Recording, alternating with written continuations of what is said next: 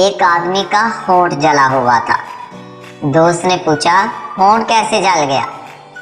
आदमी, बस यार क्या बताऊं, बीवी मेके जा रही थी, उसको छोड़ने स्टेशन गया कि जैसे ही ट्रेन ने हॉर्न बजाया तो मारे खुशी के मैंने ट्रेन का इंजन चूम लिया।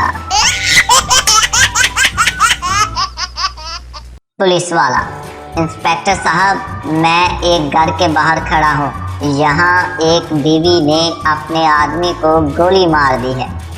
इंस्पेक्टर, तफसील बताओ। पुलिस वाला, सर आज इसकी काम वाली नहीं आई थी, बीवी ने खुद से पोछा लगाया था और उसका शौहर गीले फर्श पर गंदे पैरों के साथ आ गया तो उसने उसको गोली मार दी।